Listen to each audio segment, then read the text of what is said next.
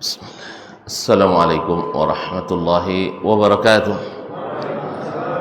Alhamdulillahi wa kafa, wassalatu wassalamu ala abdihi alladhi istafa, wa ala ali baitihi sadati syurafa, wa ashabihi al-kiramin nubala, ahli as-sidqi wal wafa, wa tabi'ina lahum bi ihsanin ila yaumil jazaa'il awfa. Amma ba'd, fa usi nafsi wa iyyakum ayyuhal muslimun wa ayyatul muslimat bi taqwallahi haqqat taqwa wa muraqabatihi fis sirri wan najwa. Fa inna ajsadana 'alan nari la taqwa fatamassaku minal islami bil urwatil wuthqa wa tazawwadu fa inna khairaz zadi taqwa. Ya ayyuhalladzina amanu taqullaha haqqa tuqatih wa la tamutunna illa wa antum muslimun. Bapak dan ibu-ibu, saudara-saudara dan saudari-saudari jemaah salat subuh, para shaimin dan shaimat yang saya muliakan, yang saya hormati, yang saya cintai.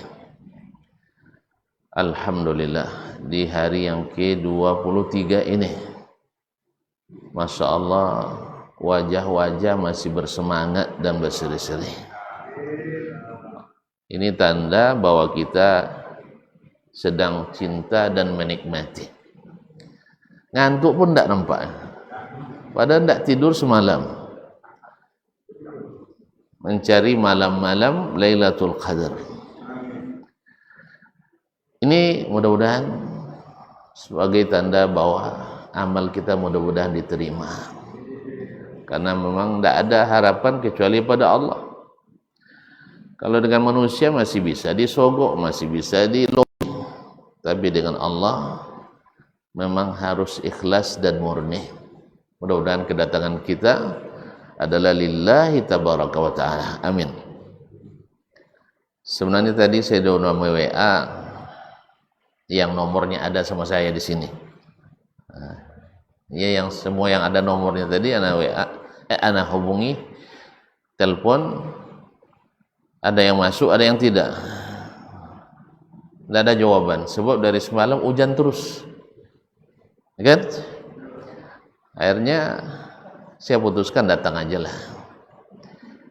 Toh saya akan ke masjid juga, daripada jemaah yang terlanjur, biarlah saya. Alhamdulillah tidak ada yang terlanjur. Alhamdulillah. Cuman tadi karena hujan banyak yang parkir mobil, tidak ada buat saya parkir. Ajar selesai sholat tadi saya curi waktu untuk memperbaiki tempat mobil tadi, Pak. Jadi lupa pula minta izin tadi. Nah, memberitahu. Alhamdulillah ada mobil yang keluar tadi, alhamdulillah aman sekarang, tidak menghalangi. Alhamdulillah. Oleh sebab itu saya mohon maaf kalau tadi agak tersendat mukaddimahnya atau pengantar oleh ketua. Maka karena saya masuk, kalau masuk lagi kan ada tahiyatul masjidnya lagi kan. Allahumma musta'an. Oleh sebab itu maka saya sholat tadi. Terima kasih atas waktu yang diberi. Saya tidak langsung kepada yang disebutkan oleh Bapak tadi membahas masalah takziah, tapi saya membahas dulu tentang puasa. Nanti kita masukkan dalam diskusi kalau tuan-tuan mau diskusi. Ma'asyiral kiram yang dirahmati Allah, hari-hari tinggal berhitung jari. 23, 24, 25, 26, 27, 28, 29. Tinggal 7 atau 30 atau tinggal 8. Sah? Tinggal 7 atau 8. Kenapa pakai atau pula?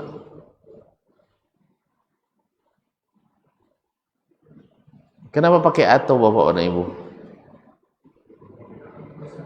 Hah? Karena Nabi katakan bulan itu ada begini, begini, begini, ada begini, begini, begini. Bulan ada 30, ada 31. Ada 29. Karena puasa hari raya kita dimulai, atau hari raya kita adalah tanggal 1 Syawal. 1 Syawal itu ditandai dengan datangnya anak, kata orang kita anak bulan. Sebenarnya bulan tidak beranak dia. Sehingga dikatakan anak bulan. Banyak pula yang klaim syekhnya langsung ke rumah bulan untuk menjenguk anak bulan, sehingga lebih duluan nampak anak bulan daripada kita yang tidak sampai ke rumah bulan. Kan ada sebagian yang hari raya ya duluan dari kita. Ada yang 3 hari, yang 4 hari lebih duluan. Apa sebab? Klaimnya syekhnya langsung ke rumah bulan, naik ke atas. Kala nasa, tentu kalau dah ke rumah Kak bulan tentu cepat nampak anak bulan tu kan. Beda dengan kita yang nunggu-nunggu ditengokkannya dulu baru nampak. Itu pun hujan pula tak nampak kadang kan. Itu. Ada pula yang klaim sekarang dengan teknologi yang canggih bisa menghubungi Allah Ta'ala. Tekan nomor Assalamualaikum dengan Allah Ta'ala. Iya. Kami nak konfirmasi dan klarifikasi. Daripada banyak menghabiskan biaya operasional di Kemenak nengok hilal, lebih baik penghematan dengan hanya pulsa atau data. 1 menit berapa? Biar agak mahal sedikit lah. Misal 1 juta 1 menit nelpon Allah Ta'ala. Boleh raya? Boleh. Tanggal berapa? Tanggal sekian. Ini kadang lebih duluan pula daripada kita rayanya. Oleh sebab itu saya katakan, karena raya kita 1 Syawal, dan 1 Syawal itu diketahui dengan melihat langsung atau dengan menyempurnakan Ramadan 30 hari. Begitulah wasiat Nabi alaihi salatu wassalam. Mudah-mudahan mudah-mudahan 29, jangan 30 lah. Mintalah 29, Pak. Oh gitu. Iyalah. Apa nak kasih korting tak mau dia. 29 hitung 30 kan tak apa juga, Pak. Macam solat kita 50 jadi 5, hitungnya tetap 50. Allah Maha Pemurah. Baiklah kaum muslimin dan muslimat dirahmati Allah SWT. Hari-hari ini tinggal berhitung jari. Sekarang pertanyaannya, apakah target kita, goal kita sudah masuk atau belum? Atau jangan-jangan tidak ada target? Apa sasaran utama yang selalu dielu-elukan Nabi SAW, yang menjadi trending topik pembicaraan Nabi di bulan Ramadan? Apa goal kita di bulan Ramadan ini?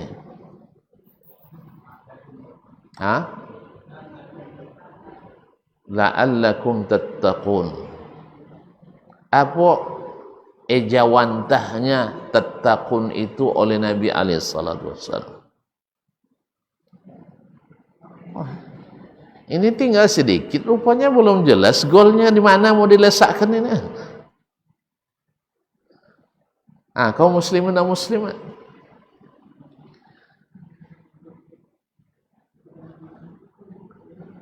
apa yang selalu dinaikkan oleh Nabi alaihi salatu wassalam, bahwasanya siapa yang melakukan puasa karena iman dan ihtisab, apa goalnya? Ghufira lahu ma taqaddama min dzambi. Siapa yang berpuasa imanan, karena iman. Apa makna karena iman itu?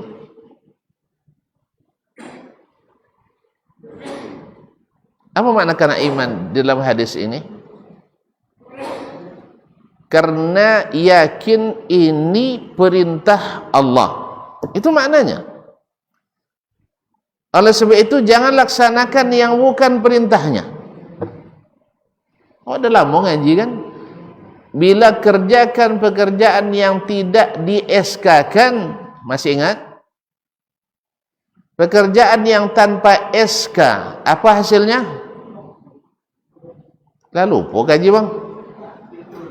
Mambuik non dak disuwa, meninggalkan yang dah ditoga, apa hasilnya? Dak cair. Dak cair pahala. Di dunia dak cair dana. Lupa bu.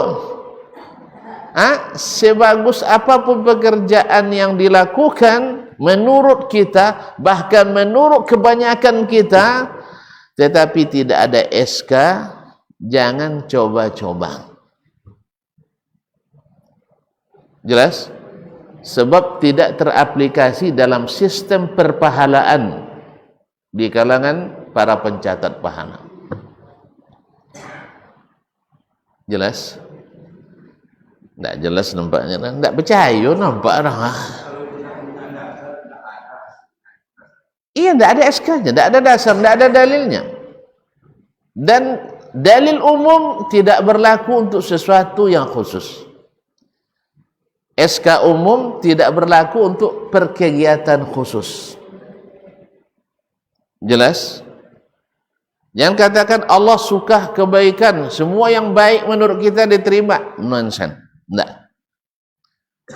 Di dunia saja Bapak tidak mau menerima semua yang baik menurut orang lain. Sah? Sah? Pak, ini piring ini bagus nih paknya. Kalau diampaskan tidak pecah, hampir pecah. Tidak. Tidak semua yang baik menurut orang kita terima. Sahih? Kita terima? Tidak. Anak buah kita kerjakan sesuatu tanpa instruksi dan SK dari kita, berhasil dia lakukan, tapi Bapak terima, kamu melangkahi saya ya. Sah? Sahih? Misalnya pencairan dana, harusnya ACC oleh ketua, tapi karena bendahara pintar, hanya cair sendiri tanpa ketua. Ketua suka enggak? Ketua suka enggak? Enggak. Tersinggung. Kecuali saya Pak, saya tidak tersinggung saya. Nah, kalau saya insya Allah, kalau pokoknya angkatlah saya sebagai ketua. Asal tidak ada masalah, tidak melanggar aturan, walaupun hak saya dilangkahi, saya tidak masalah. Sudah selesai barangnya, kenapa bikin masalah lagi? Tapi sebagian besar kita tidak. Sebagian besar kita tidak suka saya dilangkahi, saya di bypass, saya tahu. Barangkali tidak perlu saya jelas sepanjang lagi. Jadi memang imanan, beriman bahwa puasa yang kita lakukan ini adalah perintah Allah.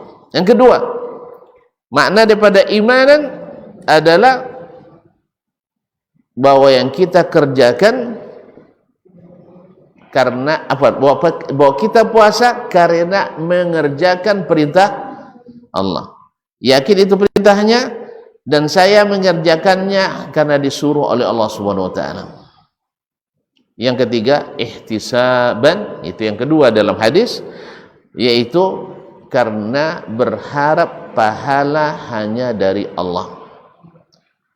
Jadi ada kalau lembaga namanya lembaga hisbah, yaitu amar ma'ruf nahi mungkar, itu rata-rata orangnya tidak digaji karena ihtisab, mencari pahala dari Allah. Dari pemerintah tidak ada gaji, dari masyarakat tidak ada hari, namanya ihtisab.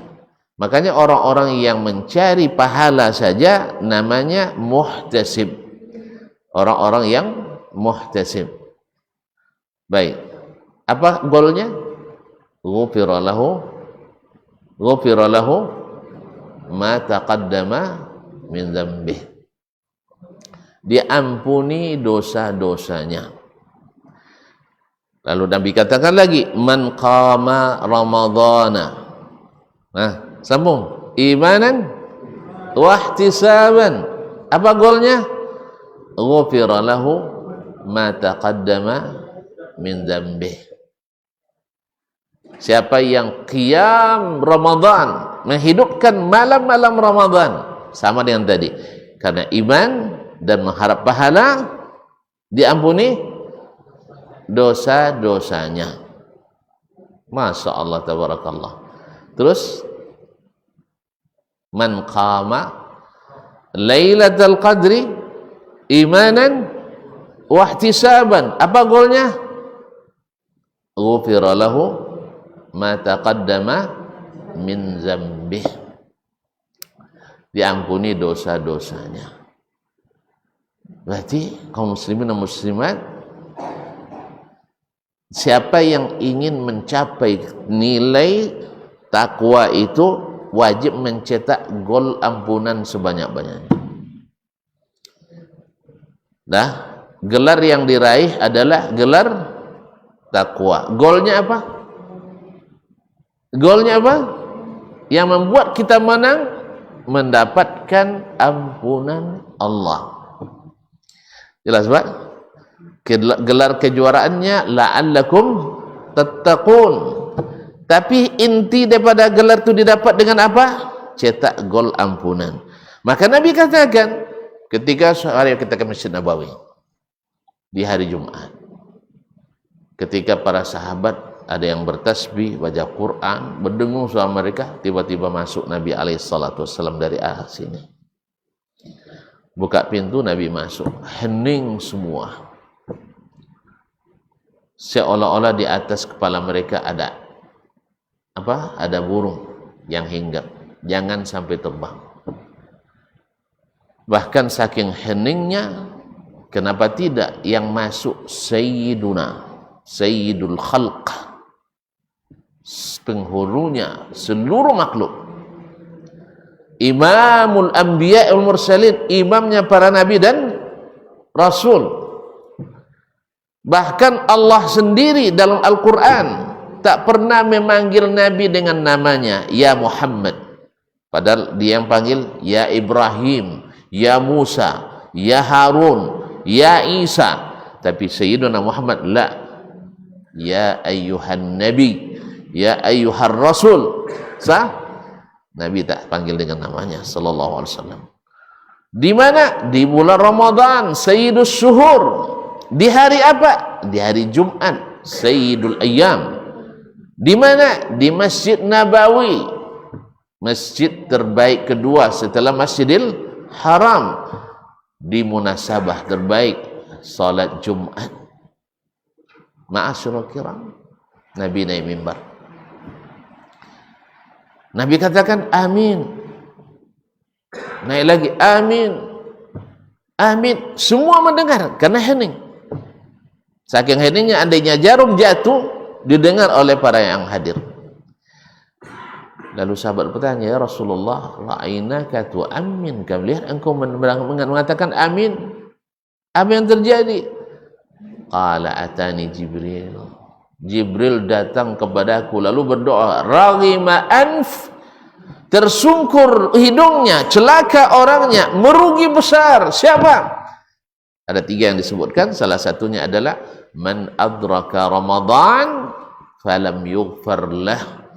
Orang yang datang Ramadan dari awal dia hadir, ada sampai terakhir masih hidup, tapi tidak cetak gol, tidak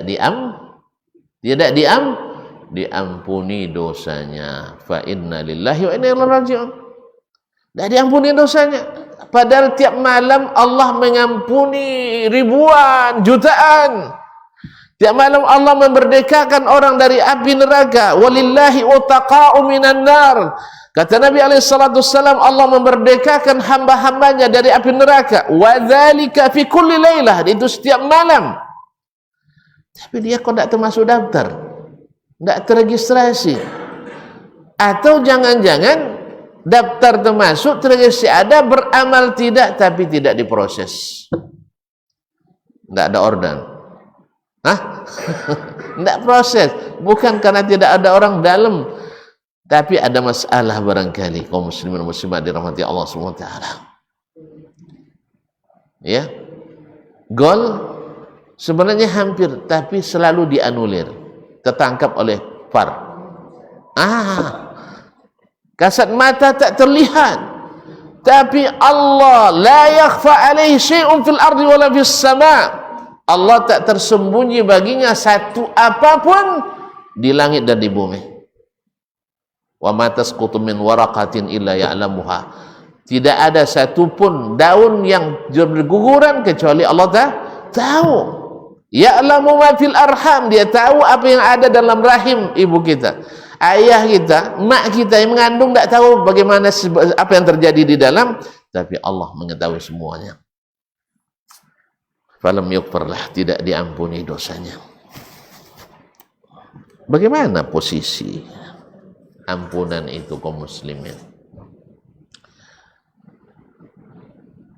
Kalau tuan-tuan amati semua sifat-sifat orang bertakwa yang dijanjikan baginya masuk surga, kan selalu surga untuk hamba yang bertakwa, baik Al-Quran maupun hadis, mesti untuk hamba yang bertakwa. Kalau antum lihat, bapak-bapak dan ibu lihat, semua sifat orang bertakwa itu semuanya mengarah kepada ampunan Allah Subhanahu wa taala. Coba. Sebutkan salah satu sifat orang bertakwa.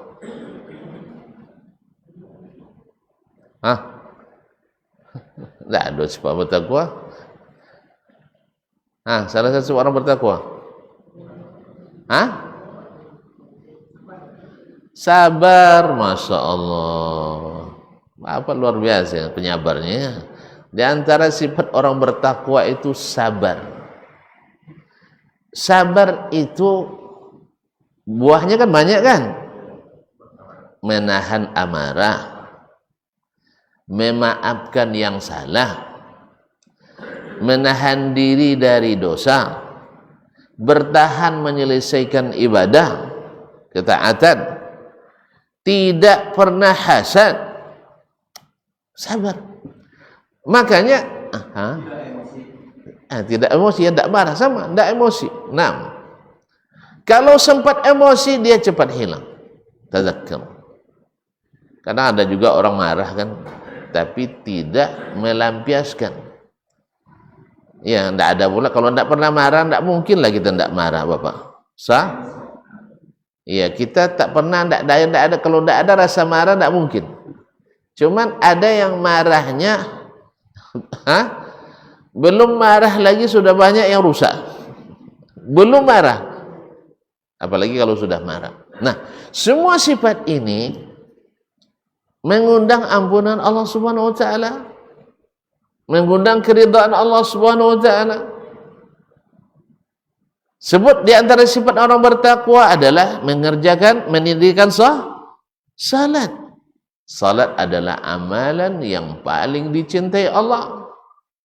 Maka Allah dalam hadis disebut oleh Nabi SAW, antara satu salat dengan salat yang kedua kafaratun lima bainahuma, menjadi penebus dosa di antara keduanya. Sah? Apa lagi? Sadaqat.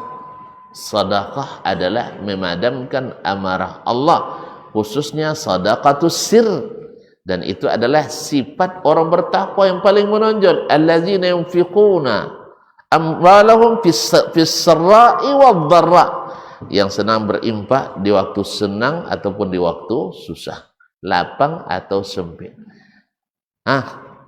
Memadamkan amarah Allah lagi. Apa lagi? Sifat orang bertakwa apa? Wal kadhiminal ghaiz, menahan amarah tadi. Wal afina 'anil nas, memaafkan orang lain. Apa lagi? Memudahkan semua urusan. Makanya orang yang paling bertakwa di antara kita yang paling memudahkan urusan. Kalau ada yang paling mempersulit, itu bukan takwa. Dia bikin definisi terdakwa sendiri. Apa urusan sama bapak itu tidak ada yang selesai. Sulit terus. Bukankah Sayyidina Muhammad sallallahu alaihi wasallam ma khuyira baina amrayni, Nabi alaihi salatu wasallam tak pernah disuruh memilih antara dua sesuatu illa ikhtara aisarahuma, kecuali dia pilihkan yang paling mudah di antara keduanya. Itulah sebabnya dalam riwayat disebutkan, dan beliau sendiri yang menyatakan kenapa dia malam ketiga atau malam keempat tak meneruskan solat berjamaah tarawih dengan sahabat. Bukan beliau tak suka, bukan Nabi sahabat tak terpikat. Mereka ketika solat di malam pertama, Nabi sampaikan menjelang subuh solat tarawihnya. Di malam kedua atau ketiga, Nabi hanya sampai setengah malam. Apa komentar sahabat? Ya Rasulullah, laula anfaltana baqiyata lailatina hadhihi, kenapa tidak sambung lagi sampai seperti kemarin menjelang subuh? Hampir tidak sempat sahur.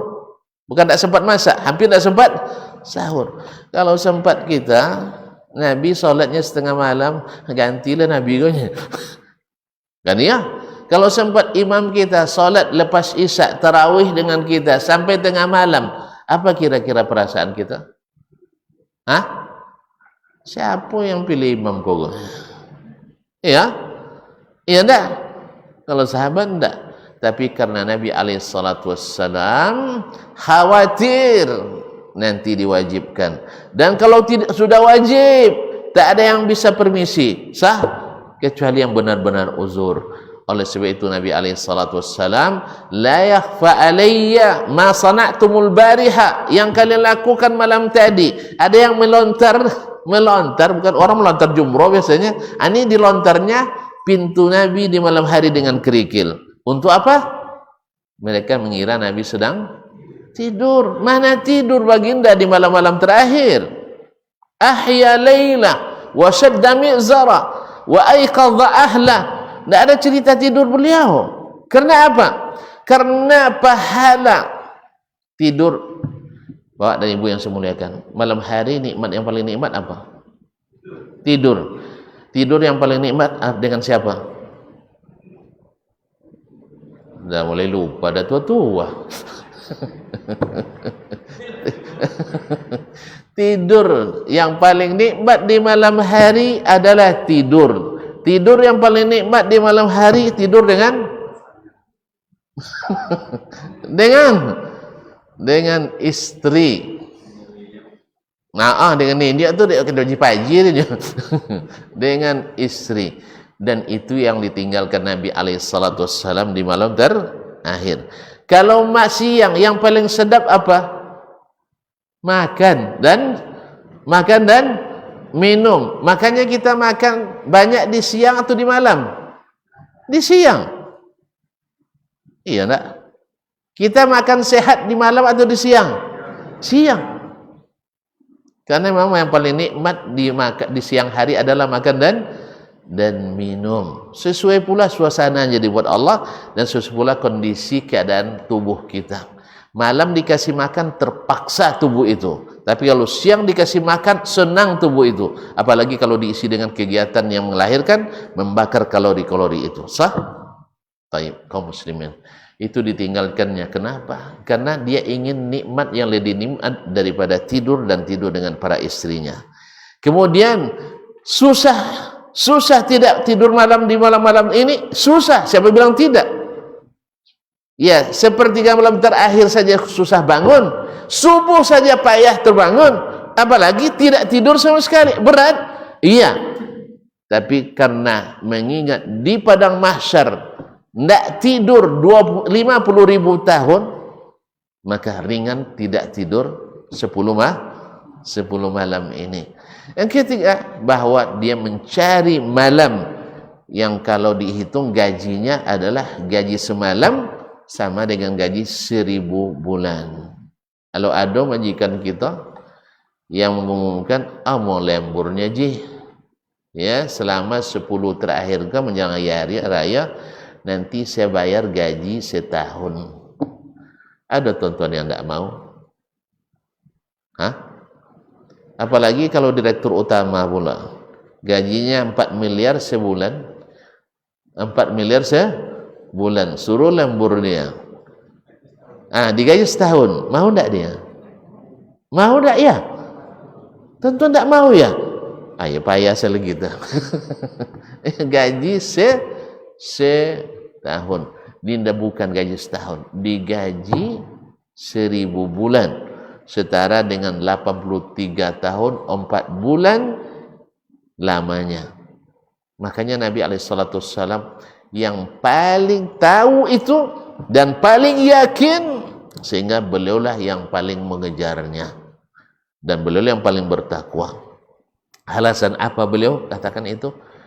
Adalah untuk mengejar ampunan. Oleh sebab itu Nabi yang sudah diampuni saja sallallahu alaihi wasallam minimal sehari minta ampun 100 kali, bukan sehari. Bahkan sahabat mengatakan, ada tu li Rasulillah sallallahu alaihi wasallam fi jalsatin wahidah kana yastaghfir akthar min 100 marrah. Saya hitung, Nabi sekali duduk, sekali bicara, lebih dari 100 kali beliau beristighfar. Astagfirullah. Bahkan ada seorang sahabat mengatakan, Abu Hurairah radhiyallahu anhu, Abu Hurairah, barangkali kita mengira Abu Hurairah ini pengangguran, ini tidak ada kojonya, istighfar aja kojonya. Iya, beliau sampai satu kesalahan beliau istighfar 12.000 kali. Apakah tidak lebih pantas istighfar? Mana lebih pantas istighfar kita daripada Abu Hurairah? Awak buka HP kan astagfirullah, kan ya? Kau tidaklah astagfirullah, alhamdulillah. Buka HP banyak dosa di dalamnya, bukan astagfirullah tapi ini risau pula kau baca astagfirullah tak jadi tengok ni. Akhirnya kalau astagfirullah kan tak jadi tengok dah. Akhirnya dia bilang alhamdulillah. Nah, la quwwata illa billah. Makanya kita karena terlalu banyak dosa, tidak tahu kita dosa itu seperti apa. Karena sudah tidak bisa membedakan dosa dengan tidak dosa. Baiklah kaum muslimin dan muslimat. Jadi semua amalan sekarang kalau dalam sedang berpuasa kita tetap berdusta, mungkin dapat ampunan? Enggak. Ya, harus jujur. Makanya Nabi katakan, "Man lam yada' qaula az-zuri wal 'amala bihi falaysa lillahi hajatun bi ida' ta'amahu wasyaraba." Siapa yang tidak menciptakan, tidak meninggalkan dusta dan mengamalkan dusta, Allah tak butuh dia menahan haus dan lapar. Jadi semuanya mengarah, dan bila kita dicaci dan dimaki orang lain, kita juga tidak melakukan pembalasan, justru memaafkan. Kita umumkan. Kenapa kita umumkan? Saya sedang puasa. Maknanya apa? Saya sanggup untuk bertinju sama kamu. Saya sanggup untuk mencaci maki kamu. Cuman karena sedang puasa, saya tidak mau. Ditunda sampai hari raya, sampai Idul Fitri. Habis itu minta maaf lah. Jadi kaum muslimin dan muslimat yang dirahmati Allah. Jadi oleh itu kaum muslimin dan muslimat, makanya orang-orang bertakwa itu banyak hadis dan ayat dijanjikan ampunan. Coba lihat di antaranya ya, saya tidak sebutkan semuanya. Innal ladzina yaghudduna aswatahum inda Rasulillahi ulaika alladzina imtahana Allahu qulubahum littaqwa. Sesungguhnya orang yang merendahkan suaranya di hadapan Rasulullah SAW, mereka lah yang teruji hatinya untuk ketakwaan. Apa balasannya? Lahum maghfiratun. Bagi mereka ampunan, wa ajrun azim, dan pahala yang besar. Kalau sudah keluar ampunan Bapak dan Ibu yang saya muliakan, pahala itu mengalir deras untuk kita. Dan siapa yang pulang ke akhirat tanpa dosa, artinya diputihkan dan diampuni, di akhirat di padang mahsyar perlu berlama-lama? Enggak. Oleh sebab itu ada dua rahasia besar yang harus kita ungkap dan kita buka supaya kita tidak tertipu. Awak dah menimbun pahala, ternyata semuanya sirna. Apa itu? Dua hal yang membuat dosa kita tidak diampuni. Tonton tahu? Apa itu? Hah? Satu, buruk hubungan dengan Allah. Yang membuat buruk hubungan dengan Allah, tidak memberikan haknya kepadanya, atau memberikan haknya kepada yang lain. Sama kita juga. Kenapa buruk hubungan kita dengan hamba Allah? Karena tidak memberikan tidak memberikan haknya. Haknya dihormati, kita tidak hormati. Haknya dikunjungi, kita tak kunjungi. Haknya untuk dibayar, tidak dibayar. Haknya untuk dimuliakan, tak kita muliakan. Haknya untuk disayangi, kita tidak sayangi. Baik hubungan kita? Baik hubungan kita? Tidak. Tetapi ketika Nabi SAW bertemu dengan anak kecil, dia salam, bahkan dia peluk dan cium.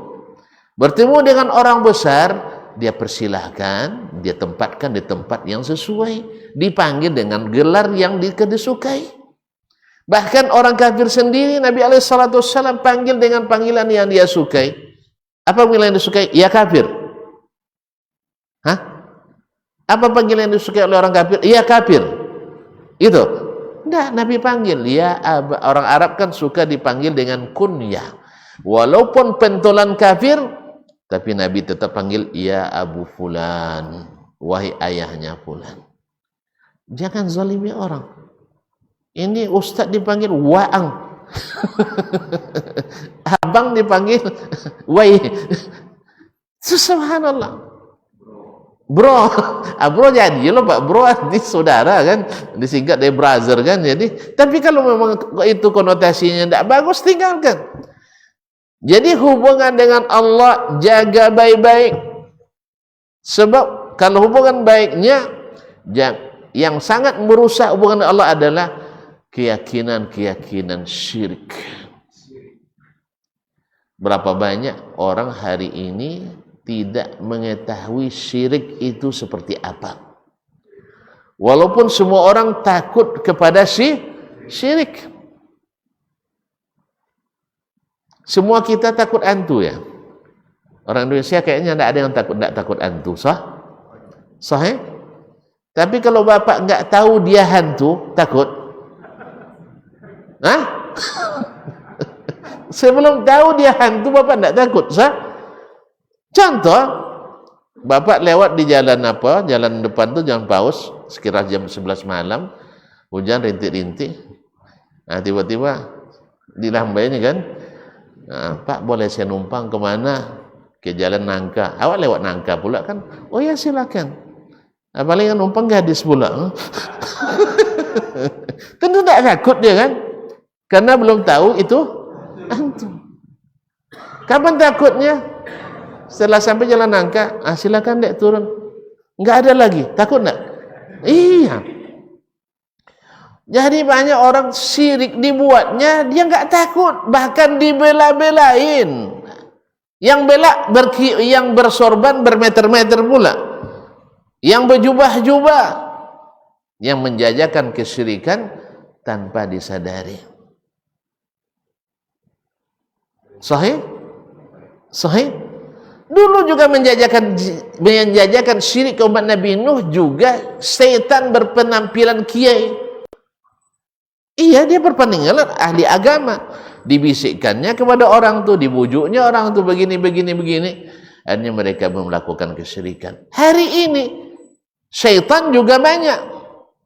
Syaitan kan ada dalam bentuk jin, ada dalam bentuk manusia. Ada setan manusia? Ada setan manusia?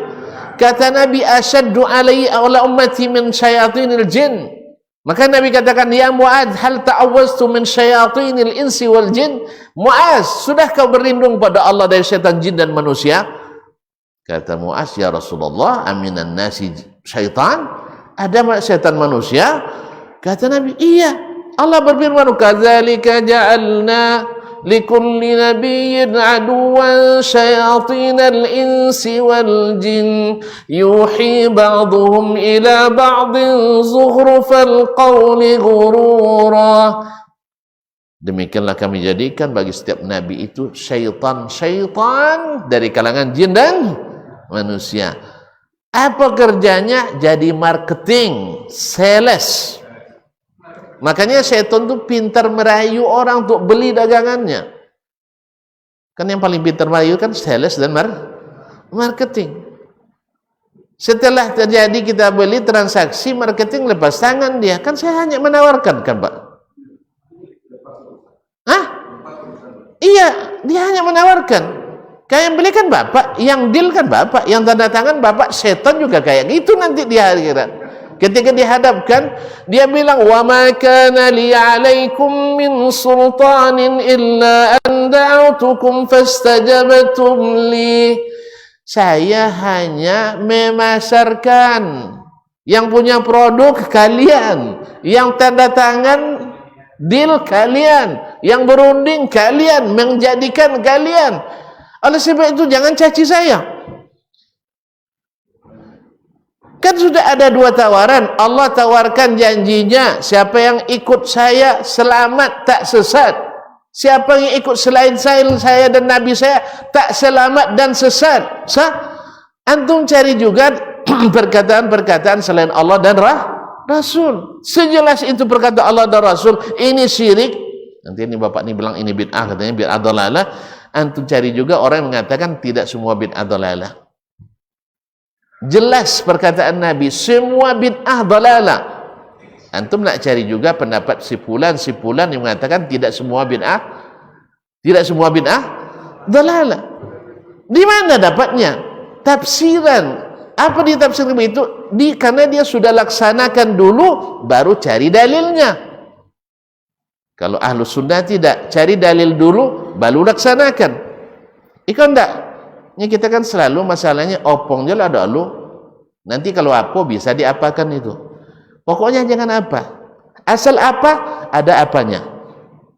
Kan itu dari masalahnya. Dikerjakan aja dulu, jadi tidak masalah itu. Tidak masalah, nanti kita selesaikan. Ternyata tidak bisa diselesaikan. Ini dikerjakan dulu, habis itu baru dicarikan dalilnya. Akhirnya digunakanlah payung-payung hukum umum tadi, konsideran yang tidak konsider, ya, yang tidak sesuai, aturan perundang-undangan yang tidak kena mengena, jauh-jauh. Kalau pemeriksanya lalai masuk, tapi kalau enggak teliti enggak masuk. Tapi di akhirat penelitinya Allah tabaraka wa taala. Enggak ada yang tersembunyi baginya. Makanya kaum muslimin dan muslimat dirahmati Allah, ingin enggak berlama-lama di padang mahsyar? Ingin berlama-lama? Enggak. Guru murid saya di S3 nanya, "Ustaz, ini ada pengaruh yang pikiran-pikiran orang luar kan? Memang kita harus ikut Nabi dalam segala hal. Dan harus meninggalkan semua yang ditinggalkan Nabi." Kalau saya jawab dengan retorika dan logika, kayaknya dia juga tidak kalah pintar juga dengan saya. Kalau gitu adu debat lama tidak? Lama kan? Maka saya ajak dia berpikir dengan pikiran yang selalu diajarkan Nabi Sallallahu Alaihi Wasallam. Ketika ada datang orang bertanya ke Nabi, "Ya Rasulullah, kapan kiamat itu?" Nabi ajak dia berpikir bukan untuk mengetahui kapan kiamat. Kemarin 2 tahun yang lalu orang dah bilang kiamat Ramadan tahun lalu kan?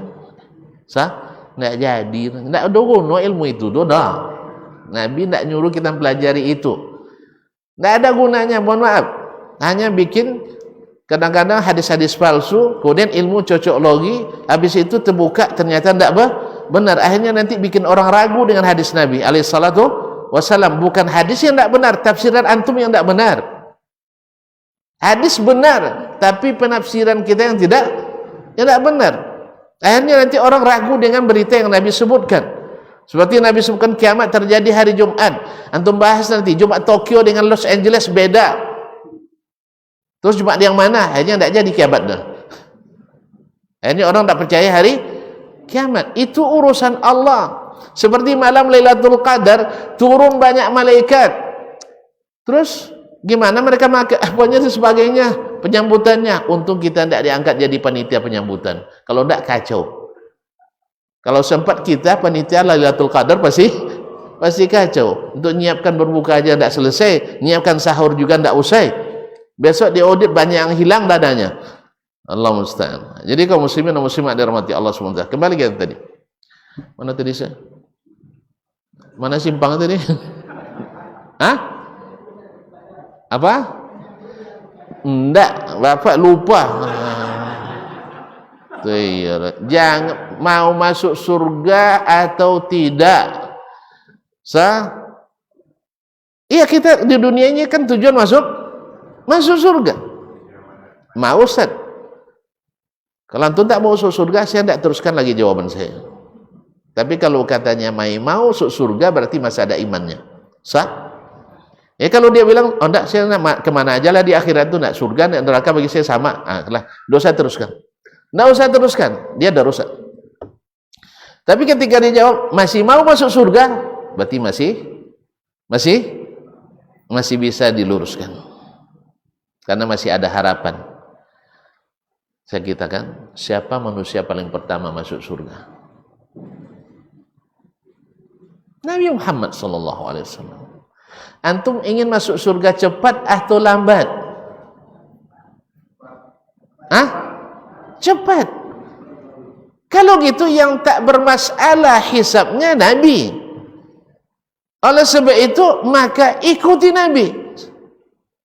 Oh, kebanyakan orang tak ikut. Iya, mau kebanyakan orang bermasalah. Mohon maaf, sekarang kita di negeri ini, negeri dengan dasar undang-undangnya, undang-undang dasar dengan aturan dan sebagainya. Kebanyakan kita tak ada aturan atau enggak? Enggak, saya absen satu-satu. Kebanyakan kita tak ada aturan apa tidak? Enggak. Sah? Sekarang pertanyaan saya lagi. Kebanyakan kita belajar agama ini dari yang kita lihat turun-temurun kah, atau memang belajar sungguh-sungguh agama seperti sahabat belajar sama Nabi? Turun-temurun. Nampak datuk solat diikut pula. Datuk solat kakinya tidak bisa dilipat, segitu dulu gaya solat. Nampak datuk uduk, dia dapat dari datuk-datuk pula. Uduknya gini-gini aja. Ternyata Nabi SAW uduknya begini. Aliran baru pula nampaknya katanya. Tidak pernah kita lihat. Iyalah, antum belajarnya bukan dari hadis, tapi dia belajar dari hadas. Kan gitu? Jadi oleh kaum muslimin dan muslimat ingin tidak berlama-lama hitungannya nanti. Sebab ibaratnya semua sudah tersistem, sudah teraplikasi. Kalau yang jelas di atas sunnah Nabi, aman. Sah? Langsung centang biru ya. Langsung teraplikasi. Tapi bagi yang tidak, nanti bermasalah. Anda dapat ini dari mana? Sahih? Dari mana? Tentu dipanggil. Kami ngaji setiap Ahad pekan keempat dengan Ustaz Dasman. Dia ngajarkan. Terus dipanggil Dasman. Kamu dapat ini dari mana? Iko dulu dapat di Buya Muhammad Nur Mahyuddin. Nyu Buya Godang dulu di Kampar kan, pendiri Darun Nahdah. Apa dalil? Tak tahu untuk Allah Ta'ala. Dapat dia macam itu, boleh sebarkan pula. Taib. Kamu tahu tak bahwa ini hadis Nabimu ada seperti ini? Tahu. Cuman saya berbaik sangka sama guru. Tak mungkinlah guru saya tak tahu. Kalimat berbaik sangka itu wajib. Cuman harus pasti. Dia tahu tak tahu, tak bisa dikatakan berbaik sangka. Yang buktinya, kami dulu di pondok, kalau lihat celana itu pendek di atas mata kaki, di rotan. Awak dulu karena tidak semacam anak sekarang dengan tiap tahun ganti style pakaian kan. Kalau kita ndak 4 tahun ndak ganti-ganti celana, cingkrang sendiri celana tuh. Bukan karena itu juga belum tahu hadisnya. Tapi nampak sama Buya, pas dia pegang rotan, dikejar sini-sini. Angkat kaki itu, di rotan telapak kaki 5 kali. Ini celana preman. Menurut tuan-tuan, Buya saya tahu nggak kira-kira itu sunnah Nabi? Nggak, saya yakin dia nggak tahu.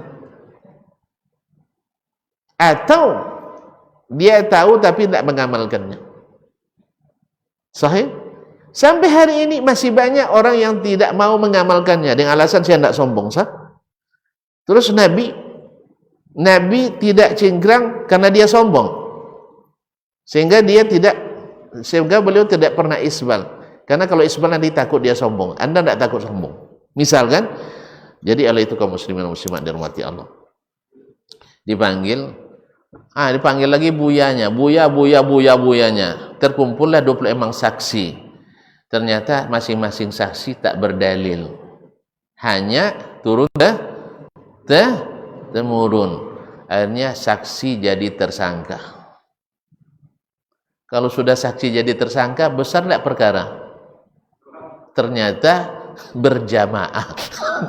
Ternyata berjamaah meninggalkan sunnah Nabi alaihissalatu wassalam. Maka oleh sebab itu, yang seperti ini lama prosesnya di padang mahsyar. Oleh sebab itu, percayakanlah pada Nabi memilihkan syariat ini untuk kita. Karena beliau seperti kata Ummul Mukminin Aisyah, ma khuyyira baina amrayni illa ikhtara aisarahuma. Tidak disuruh memilih antara 2 perkara pun kecuali dia pilihkan yang paling mudah. Ini cepat ya.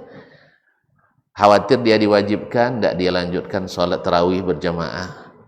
Nah, setelah beliau wafat, Umar baru katakan lebih baik kita kembalikan berjamaah supaya lebih memudahkan bagi kita. Kalau sempat tarawih masing-masing, kebanyakan kita tidak.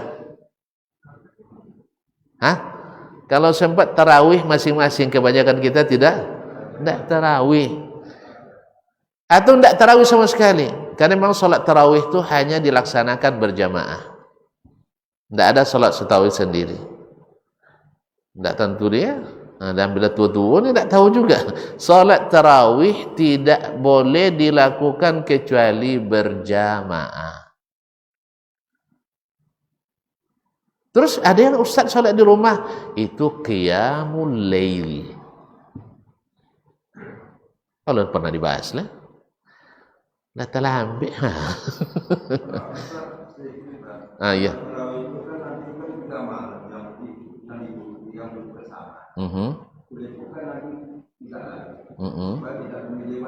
Iya. Ya.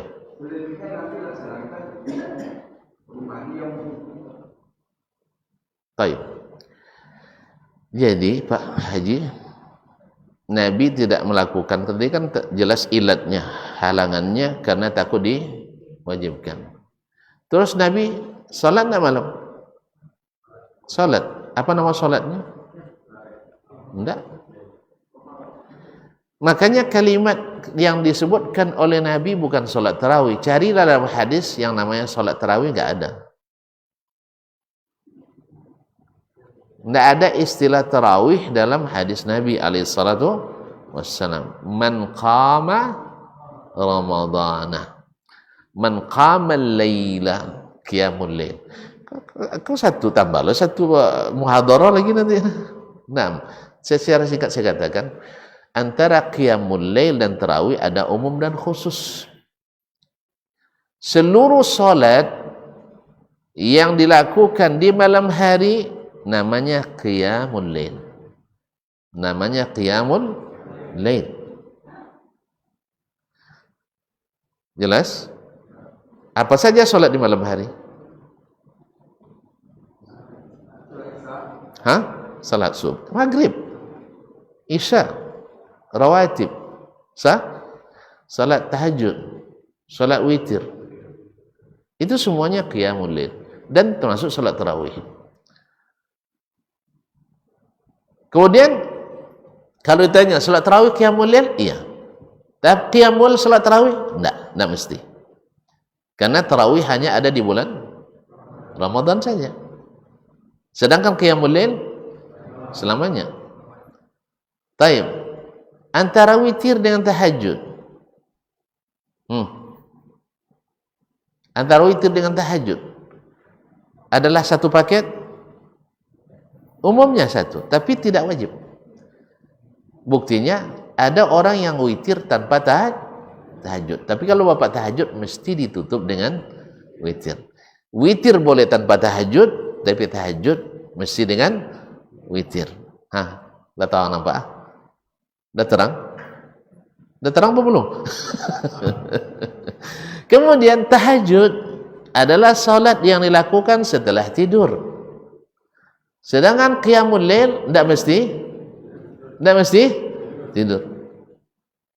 Nah, nampak pula bedanya? Oleh sebab itu maka salat tarawih kata para ulama kita tidak boleh dilakukan kecuali berjamaah.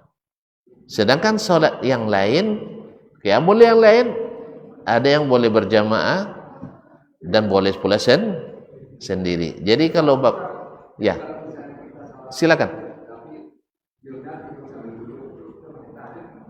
Maaf Pak, kurang dengar. Sholat sambil duduk. Anda apa? Oh gitu, maksudnya tidak batal tidak wuduknya, gitu ya?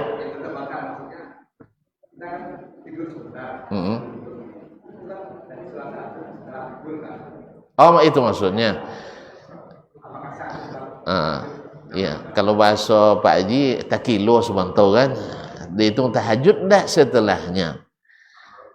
Pak, yang dimaksud dengan setelah tidur yang membatalkan wudhu. Ya, jadi kalau bapak sambil duduk begini ya, tidur batal wudhu, jadi belum termasuk. Alhamdulillah. Makanya Nabi SAW tidak menghitung tidurnya sahabat sambil nunggu sholat isya sebagai sholat setelahnya sebagai sholat tahajud. Nah.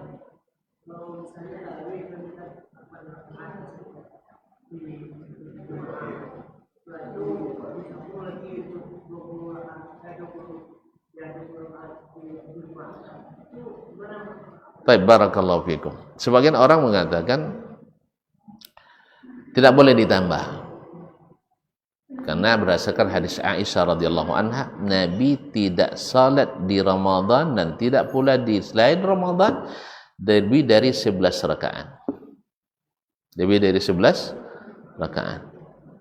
Nah, sekarang pertanyaannya, yang dimaksud oleh Aisyah di sini salat tahajud kah atau salat witir?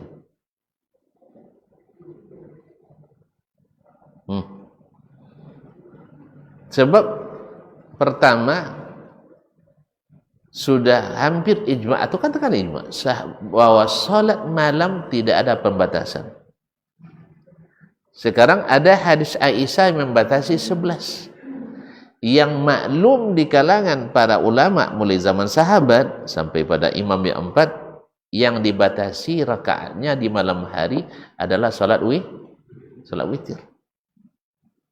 Oleh sebab itu tidak sedikit ulama yang menafsirkan hadis Aisyah ini yang dimaksud adalah pembatasan salat witir.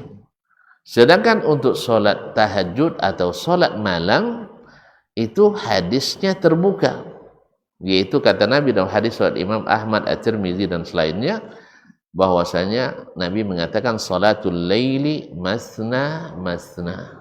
Salat malam itu dua rakaat tanpa dibatasi.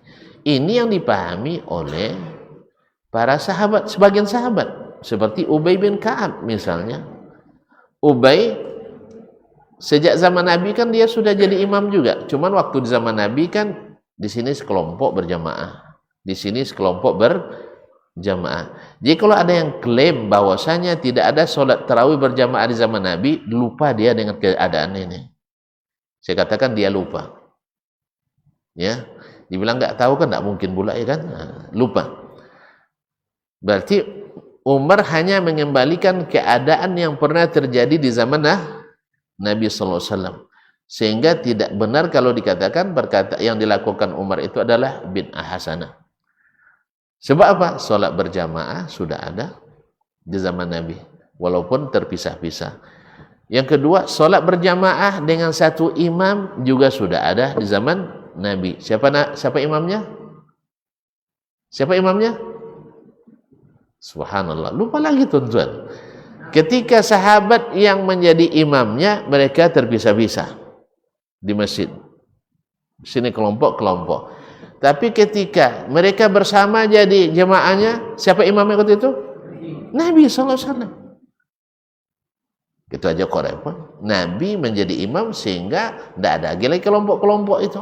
Semuanya berimamkan ke Nabi SAW. Makanya di malam ketiga mereka masih berharap Nabi keluar lagi. Maksudnya bukan ketiga Ramadan. Nabi itu dia keluar itu di atas malam 20.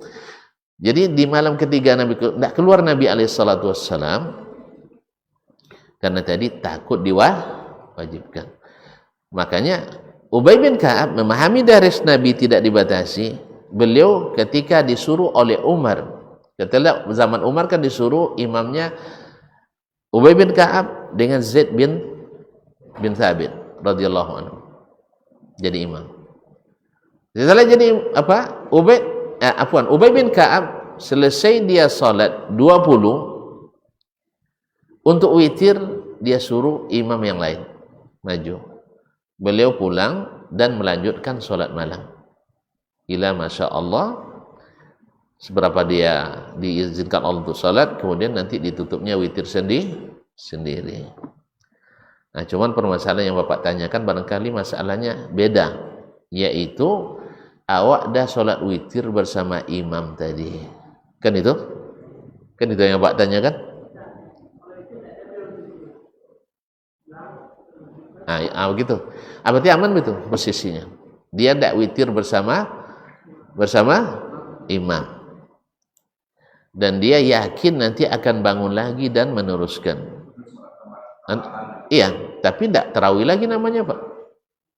Karena tarawih itu seperti yang saya katakan, bukan saya katakan, para ulama katakan tarawih itu mesti berjamaah. Sebagian lagi mensyaratkan mesti di masjid. Kan sebagian kami jamaah juga Ustaz, tapi di rumah masing-masing. Sebagian ulama mengatakan mesti di masjid, tapi sebagian mengatakan boleh bukan di masjid. Tapi yang paling tentu saja lebih afdolnya di masjid. Kenapa afdolnya di masjid? Karena masjid punya peluang pahala yang lebih banyak. Satu, siapa yang berjalan ke masjid, kalangkah diangkat, mengangkat derajat, dapat turun menghapus dosa. Yang kedua, masuk masjid pakai kaki kanan, berdoa lagi kita, betul? Kemudian datang di masjid, ada salat tahiyatul masjid, ada ceramah agama. Kemudian salat fardu berjamaah bagi laki-laki kalau di rumah. Jadi kemudian ingat, semakin banyak jemaahnya, semakin besar pahalanya. Jelas ya? Semakin besar pahalanya.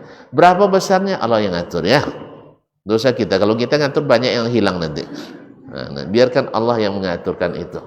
Oleh sebab itu kita berkepentingan untuk meramaikan masjid di lingkungan kita, bekerja sama kita supaya sama-sama dapat banyak pahala. Kalau di rumah tadilah. Yang keempat, di masjid pada umumnya imamnya sudah terlatih. Kalau di rumah imamnya tertatih-tatih. Itu tidak sama, banyaklah bedanya. Jadi oleh sebab itu makanya disuruh di masjid. Wallahu alam. Nah, silakan, Pak. Selesai Pak nih. Nah, saya kira tadi Bapak berkasus, ternyata tidak. Alhamdulillah. Itu yang saya takutkan tadi. Nah.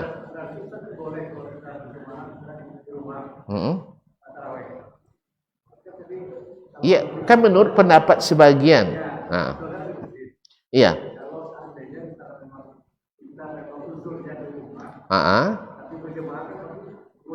Boleh, boleh. Iya. Iya. Iya. Ya kalau dia berjemaah dengan keluarganya boleh. Karena sholat tarawih itu tidak dilakukan kecuali berjamaah. Satu, pokoknya lebih dari satu sudah jamaah, Pak. Kalau sendiri tidak jamaah. Sama dengan sholat kita isya misalnya berjamaah, satu jamaahnya sudah cukup.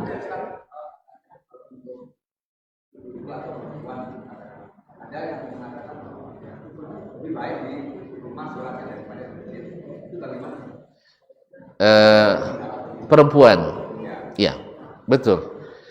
Ibu-ibu sampai sholat fardunya bukan orang yang bilang, Nabi yang bilang. Ya, jadi kan salah paham. Nabi yang bilang. Ya. Saya sebutlah hadis riwayat Imam Abu Dawud. Datang seorang wanita dari jemaah Masjid Kiblatnya, Bani Salimah. Bapak pernah ke Madinah? Pernah ke Masjid Kiblatnya? Belum ya? Semoga Allah mudahkan insyaallah. Nah. Jadi antara Masjid Kiblatnya dengan Masjid Nabawi itu jarak lebih kurang 3,5 kilo lah, Pak. Jadi ibu ini datang, ya Rasulullah, uhibbu an usalliya ma'ak. Saya ingin salat salat berjamaah denganmu. Di mana? Di Masjid Nabawi. Di Masjid Nabawi satu kali salat lebih dari 1000 kali salat di tempat masjid lain. Lebih dari 1000 kali. Apa kata Nabi alaihissalam? Kata Nabi alaihissalam mengarahkan wanita ini, salatuki fi masjidi qaumiki khairum min salatiki fi masjidi. Engkau salat di masjid kaummu, dalam hal ini adalah Masjid Qiblatin, lebih baik pada salat di masjidku ini. Padahal di masjid Nabi 1000 kali lipat dibanding Masjid Qiblatin. Dan Nabi arahkan lagi, wa salatuki fi dariki khairum min salatiki fi masjidi qaumiki. Ada yang lebih baik lagi, salatnya kamu di pekarangan rumahmu. Kalau dar dalam bahasa Arab berarti pekarangan rumahnya. Ya. Itu lebih baik daripada salat di masjid kampungmu. Wa salatuki fi baitiki khairun min salatiki fi dariki. Salatmu dalam rumah lebih baik daripada salat di pekarangan rumahmu. Wa salatuki fi hujratiki khairun min salatiki fi baitiki. Salatnya kamu di kamarmu lebih bagus daripada salat di dalam rumah. Itu nas dari Nabi alaihi salatu wassalam. Alon Pak, tunggu loh. Selesai dulu ya. Nyebek kau salah sangka loh. Ada orang yang mengatakan, kan itu kan, jadi nanti orang yang dimaksud tuh ada tuh. Jadi, apalagi tidak sedikit para ustadz yang juga memang suka memfitnah, yang suka menafsirkan perkataan orang tidak seperti yang dia pahami oleh orang itu. Ini kalau tukang fitnah itu karena kehabisan hujjah. Kalau kita tidak boleh memfitnah orang. Ini pemahaman saya dan itu pemahaman antum. Jangan tafsirkan pemahaman antum dengan pemahaman saya dengan pemahaman antum, salah. Saya juga tidak boleh menafsirkan pemahaman antum dengan pemahaman saya. Tidak boleh.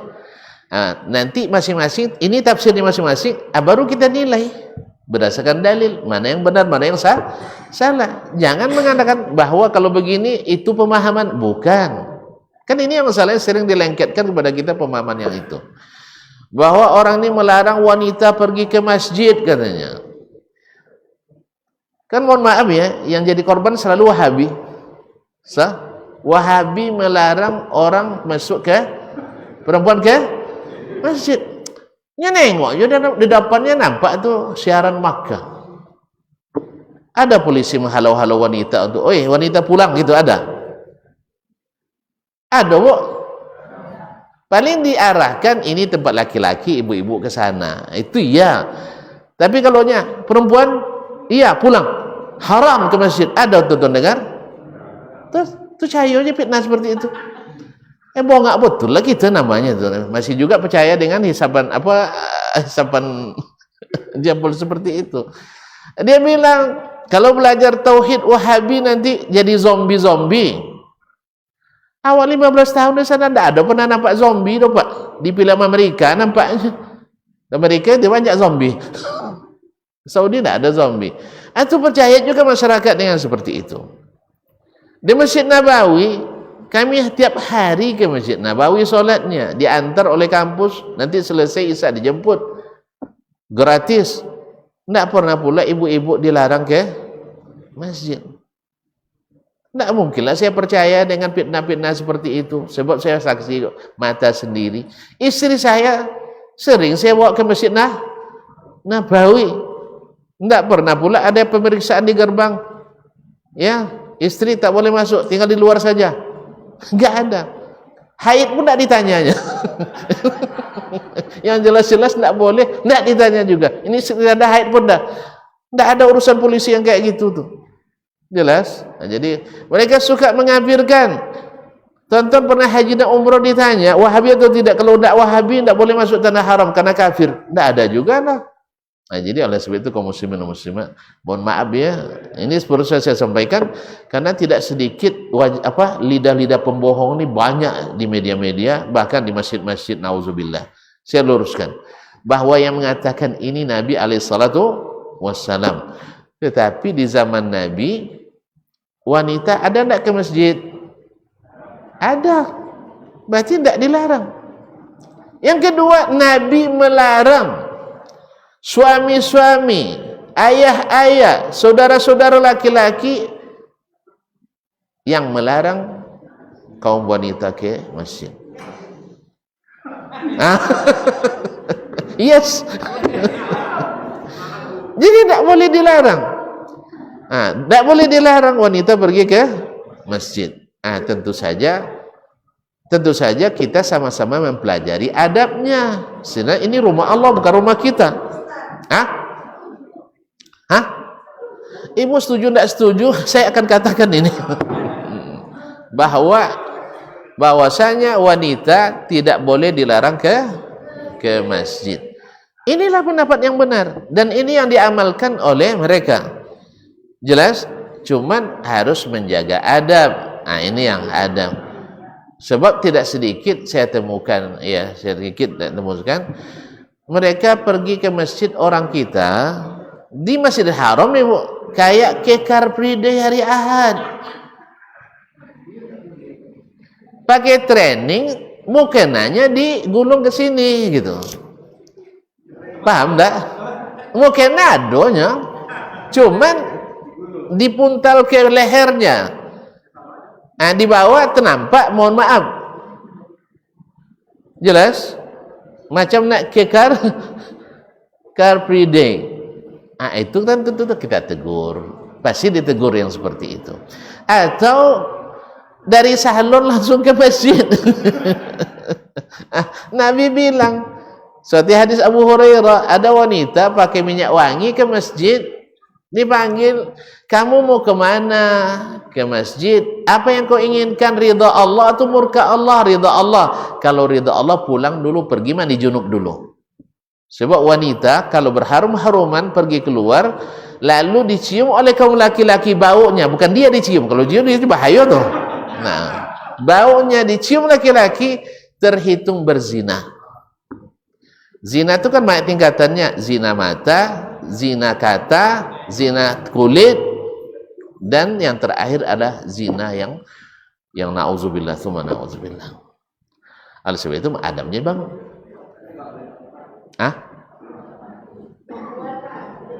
Bukan wanita, salah paham lagi nanti.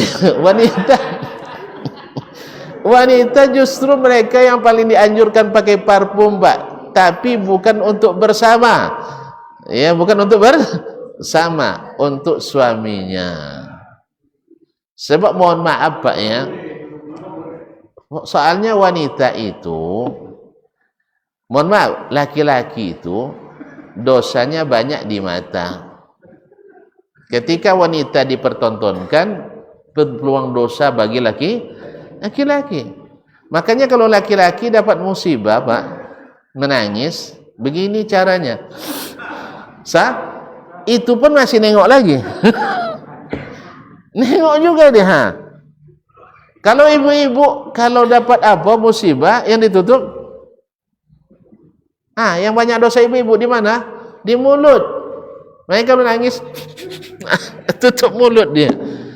Subhanallah, Allah jadikan fitrah. Ya, di saat dia sadar dosanya, sumber dosa itu yang ditutup. Allah musta'an. Baik, terima kasih ya. Cukuplah sampai sini dulu, Pak. Tuh, ya, Pak. Ini Pak Haji nih, nunggu antrian, silakan.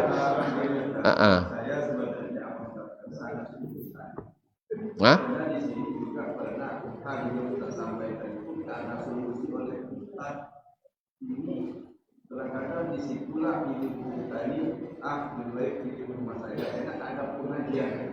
Kita oleh buang ke sini sama juga kalau kajian itu banyak kita dapati. Pertama 20 saja, kemudian di masjid ada ceramah, kemudian masuk masjid ada baca doa. Pendapat ustaz-ustaz lain ada yang berpendapat ini saja, artinya ibu-ibu di rumah aja. Nah, padahal di zaman itu pun, di zaman Nabi itu, zaman pun mereka itu kan wanita kan rawan juga. Sahih. Jadi pendapat katakan ibu-ibu lebih baik di rumah kecuali suami melarang. Iya. Ada suami yang melarang. Iya. Tapi kalau masih ada usaha misalnya anak istri saya, ini mereka rumah tak dua pengajian. Kenapa pengajian tadi? Hadis yang kita sampaikan tadi tak ada selalu syukur. Ya. Jadi sebenarnya apa yang Pak Haji sampaikan, ada sebagian yang menolak keras. Itu bukan sekarang, dari sejak zaman tabi'in sudah ada. Gubernur Madinah waktu itu cucunya Umar bin Khattab sampai dimarahi sama ayahnya Abdullah bin Umar. Itu Bilal ibn Abdullah bin Umar. Ketika dia gubernur, saya akan larang wanita ke masjid, katanya. Apa sebab? Sebab dia banyak melihat perubahan banyak besar terhadap kaum wanita, jauh bergeser dari zaman Nabi alaihissalam. Lalu kata ayahnya Abdullah bin Umar, saya bilang Nabi melarang orang wanita, kamu bilang akan larang juga. Saya tak akan mau bicara lagi denganmu. Marah dia sama anaknya. Kalau ayah gubernur marah gubernur kan tidak apa-apa kan? Dipenjarakan ya ayahnya, enggak kan? Nah, itu. Ini sampai marah ayahnya sama dia. Dan juga Aisyah radhiyallahu anha, Ummul Mukminin Aisyah radhiyallahu anha juga mengatakan, andainya Nabi melihat yang dilakukan wanita-wanita hari ini, kata Aisyah, saya yakin Nabi akan melarang mereka ke masjid. Jadi ini yang mungkin menjadi pegangan bagi yang tadi melarang dengan mutlak itu. Sebab mohon maaf, tadi yang saya katakan, banyak wanita yang tak berilmu, bukan wanita aja, laki-laki masalahnya dari awal. Wanita yang tak berilmu, karena dapat juga suami yang tak berilmu, ngaji tak mau, nah ngajinya mau yang senang-senang aja. Kalau ada kandungan ilmu tak mau dia, tapi kalau ngaji untuk berhibur banyak. Akhirnya apa? Terjadilah apa yang terjadi. Oleh sebab itu, daripada mudaratnya besar, tentu dia mengatakan dihindari dari mudarat, didahulukan dari maslahatnya tadi. Nah, cuman kita lihat, kalau semakin disuruh dia di rumah, tidak ikut pengajian sebagainya, semakin tidak berilmu, nanti lebih parah lagi. Lebih parah lagi. Oleh sebab itu, walaupun lambe lokeh, tapi minimal sering didengar, ada juga bekas insya Allah, minimal setelah tua. Setelah tua. Tapi kalau sama sekali sejak muda sampai tua tidak pernah mendengar pengajian gara-gara tidak boleh ke masjid, apalah jadinya nanti Pak? Tambah jahil lah istri-istri kita, anak-anak perempuan kita. Oleh sebab itu maka menurut saya kebijakan itu tidak pada tempatnya, wallahu alam. Jadi oleh sebab wanita tetap ke masjid, dapat menjaga adabnya. Kadang-kadang ibu-ibu dan jadi penyelamat kita, Pak. Tidak ada ibu-ibu berdosa gitu sekampung nih. Sebab minimal hukum sholat berjamaah di masjid itu fardu kifayah. Ya, fardu kifayah sepakatan seluruh mazhab, termasuk mazhab Imam Syafi'i. Kadang-kadang yang ada makmum ibu-ibu ajanya. Yang laki-laki muazzin dia juga, yang qamat dia juga, imam dia, makmum dia juga. Akhirnya banyak bang. Alhamdulillah. Jadi ibu-ibu jadi penyelamat bagi yang mengatakan sholat jamaah itu sunat muakkad. Jelas? Oleh sebab itu wallahu alam, tetap ke masjid ibu-ibu ya, tapi jaga adabnya. Nah, ya.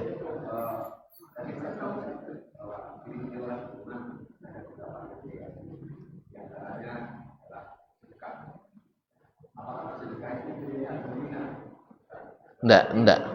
Sedekah itu tidak melihat nominal. Tapi nominal sangat menentukan. Iya.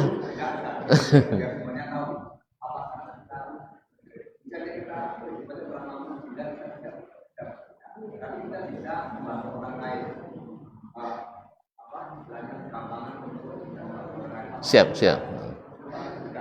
Iya. Masuk sedekah. Bertasbih masuk sedekah. Bertakbir masuk sedekah. Bantu orang angkatkan barang masuk sedekah. Menahan diri daripada menyakiti orang sedekah.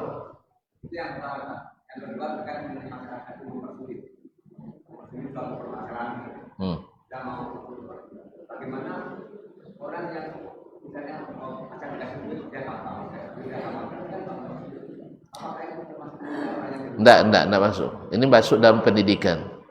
Orang yang belum, misalnya orang kalau dikasih duit dia poya-poya, ini harus dihalangi. Misalnya, makanya ketika kita jadi wasi, penerima wasiat anak yatim, tidak boleh diberikan kecuali dia sudah pandai menggunakan harta itu. Jadi kalau seandainya diberikan, misal mohon maaf ya, kita mungkin suka memberi saudara, tapi pas yang saudara ini misalnya pengidap narkoba misalnya, kalau kita beri, kemungkinan besar untuk konsumsi itu kita katakan jangan beri. Kalau beri dalam bentuk barang atau makanan, beras dan sebagainya. Makanya sama, ini mohon maaf juga bil munasabah, kan di zakat fitrah dekat nih.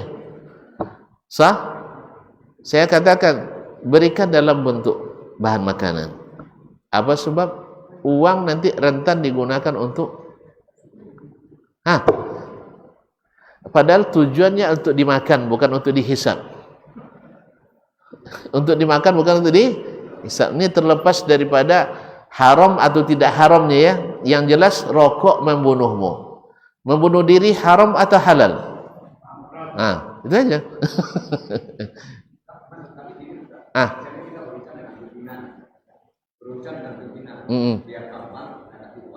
Ini sogok lagi namanya. Sogok namanya.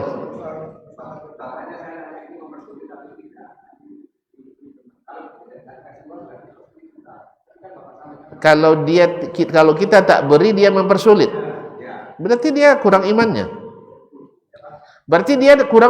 Bapak ini. Yang kita nyogok kurang juga iman jadinya. Enggak sabar. Banyak, saya paham. Bukan hanya di kalangan para birokrat, di kalangan para ustadz saja kadang banyak yang persulit. Ini mohon maaf. Sebagian ustadz tidak patut jadi birokrasi.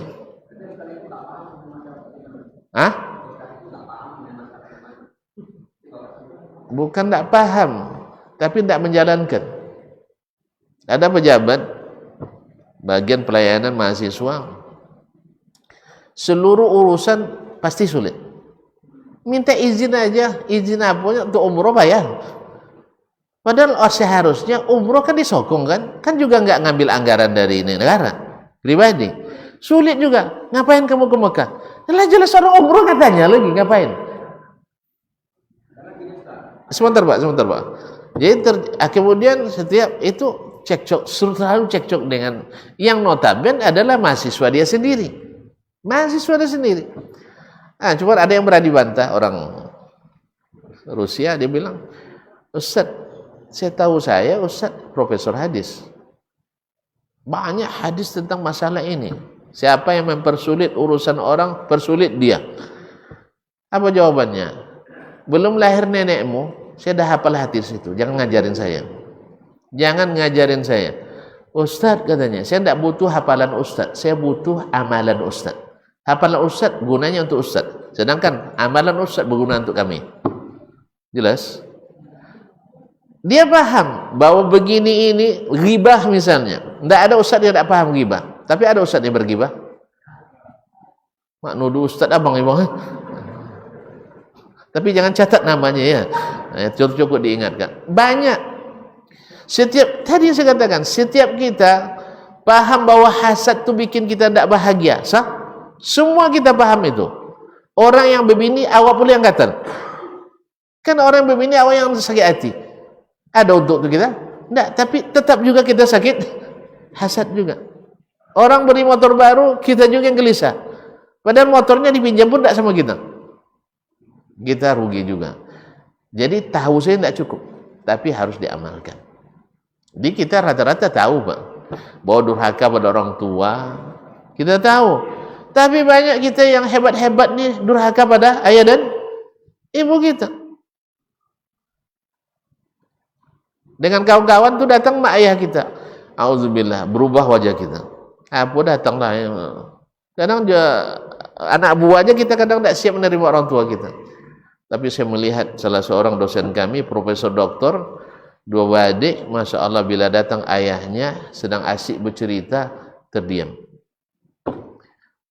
Ayah tidak sama SD Pak, tapi anak profesor doktor, tapi bila datang ayahnya, mereka. Bahkan teman saya menyaksikan, pernah pula di rotan sama ayah, ada profesor di rotan sama ayahnya. Bisa Bang? Di depan mahasiswa Bang? Di rotan sama ayah. Tapi tidak berubah wajahnya. Begitu orang menghargai. Jadi ilmu itu bukan untuk konsumsi otak, tapi adalah konsumsi amal kita. Itu ya. Jadi nampak. Orang tahu bahwa murah senyum seperti yang Bapak tadi sedekah. Tapi banyak yang tidak bisa. Ini sejak ngisi, sejak Ustaz ini ngisi di sini, tidak pernah saya dapat senyumannya.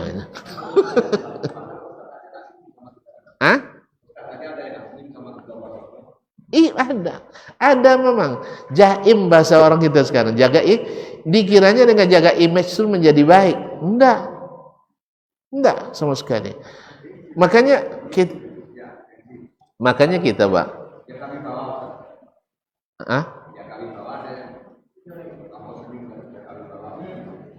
Mohon maaf. Apa sih? Jaga wibawa. Jaga image, jaga wibawa ya. Jaga jawab itu Pak. Jaga wibawa. Wibawa itu dijaga bukan dengan mengada-ngada, tapi tampillah apa adanya. Itu yang dilakukan Nabi SAW. Dia bermain sama anak-anak, bercanda sama anak-anak, turun martabatnya. Enggak. Minta maaf sama istrinya, turun martabatnya. Enggak. Dia mengerjakan menjahit sendiri turun. Enggak. Orangnya kita kan, itulah syaitan tadi mainin gitu. Dibuatnya kita takut. Sahih? Memudahkan urusan, takut. Kadang-kadang yang akan kita keluarkan itu bukan uang kita, tapi uang milik negara yang harus diberikan pada yang berhak. Tapi luar biasa, kayak Selemo. Tahu Selemo Bang? Iya, naik ke atas cepat, turunnya tersendat-sendat. Kadang tersumbat. Allah musta'an. Gara-gara kita yang mempersulit. Aturan sudah ada, mekanisme sudah ditentukan depan, sudah jelas. Ini proses, lalui proses, dipermudah proses, tanda tangan, sah, dan itu akan mempunyai kesan yang luar biasa. Tapi barangkali waktu kita sudah terlalu lama juga. Mohon maaf ya. Tapi tidak ada sarapan juga dong. Nah, sudah dari sahurnya. Terima kasih, mohon maaf, wabillahi taufiq wal hidayah. Nah, ada lagi satu. Nah, memang luar biasa. Nah. Hah?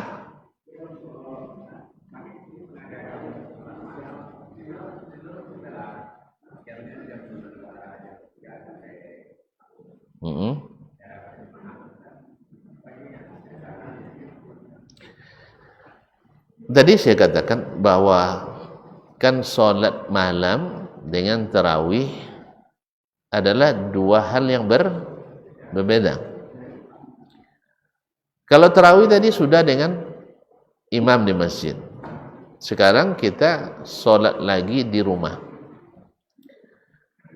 Nah, pertanyaan tadi, kalau bapak tadi tidak witir dia, sebab menghindari tidak boleh lagi 2 kali witir dalam semalam, atau sholat terakhir kita di malam hari adalah witir. Sekarang dia witir, aman.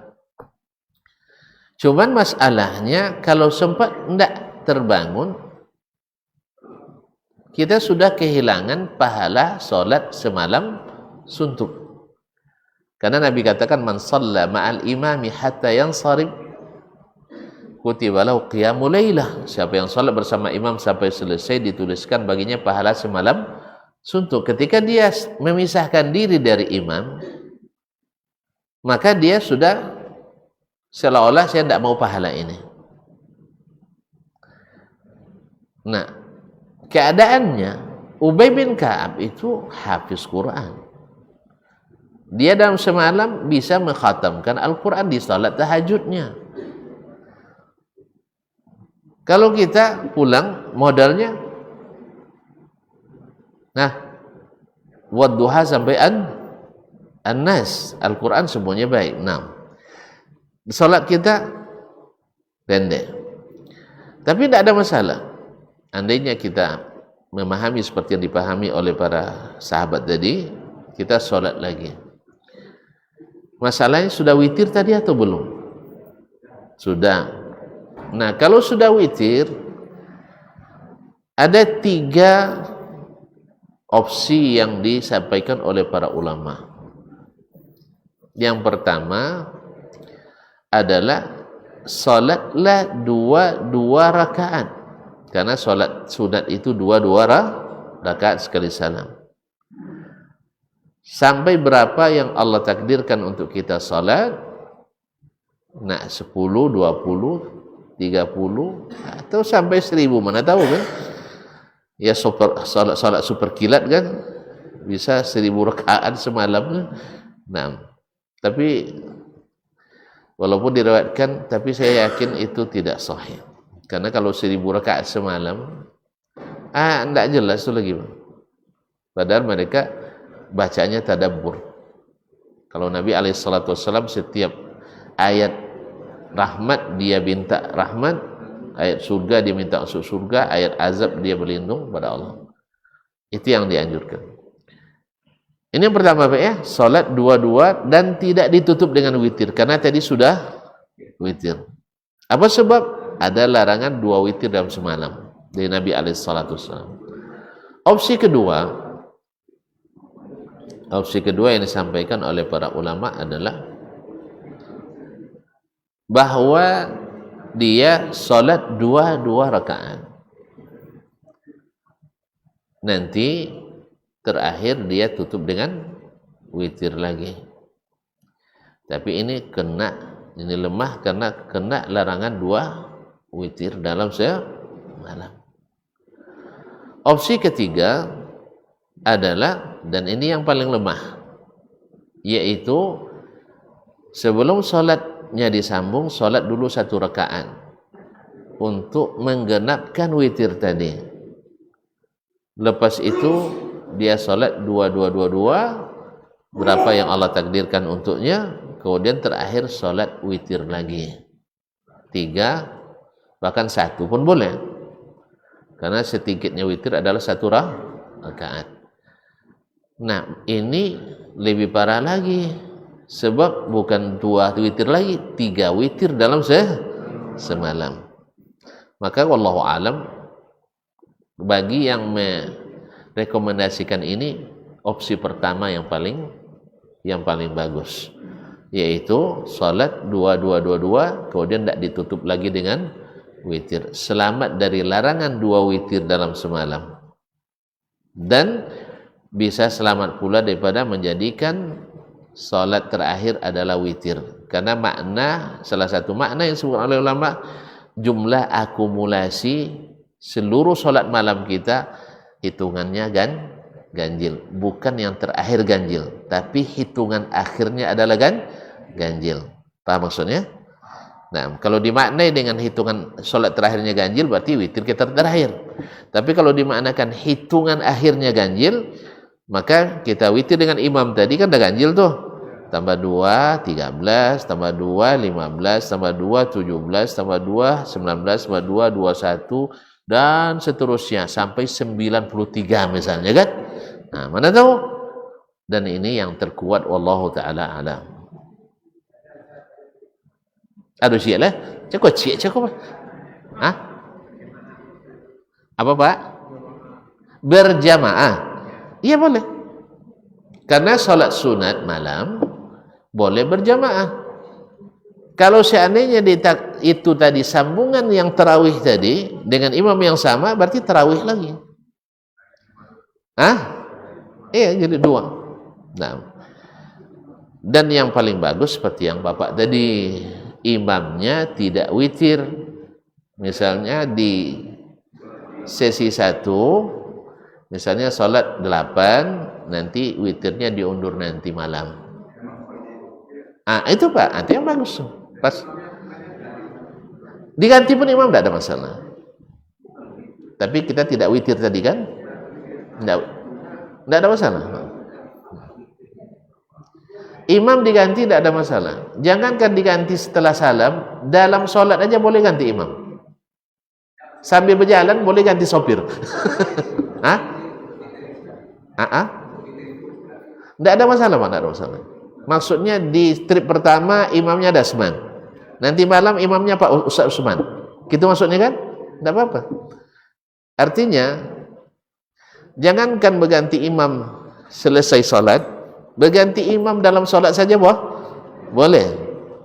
Paham tak? Misalnya dah capek imam bersatu, dah serak suaranya, mundur dia, maju yang lain. Sedang sholat, itu dibolehkan. Dia tidak sanggup meneruskan. Mungkin karena sakit, ya, pokoknya ada halangan, atau batal wuduknya. Nah, apalagi kalau sudah sempurna sholat dia sudah terpisah. Kalau memang belum witir tadi, maka disambung lagi nanti di tengah malam, jam berapa? Jam 3. Jam 3, insya Allah aman, insya Allah. Wabillahi taufiq. Apa aja dia mengingatkan saya pertanyaan orang yang di ujung batu yang belum saya jawab nih, dia dah hampir selesai. Allah mustahil dari Haji Deri. Ya, terlupa. Antum dah ingatkan ana. Baik, barakallahu. Terima kasih dan mohon maaf. Wabillahi taufiq wal hidayah. Wallahu taala alam. Wassallallahu ala nabiyyina Muhammad wasallam. Wassalamualaikum warahmatullahi wabarakatuh.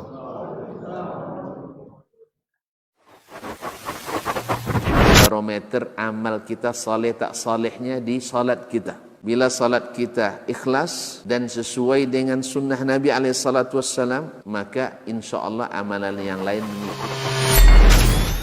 Ini aktivitas ini membantu saya di akhirat atau akan menyulitkan saya di akhirat? Kalau seandainya perbuatan itu ternyata akan menyulitkan kita di akhirat kelak, tinggalkan perbuatan itu.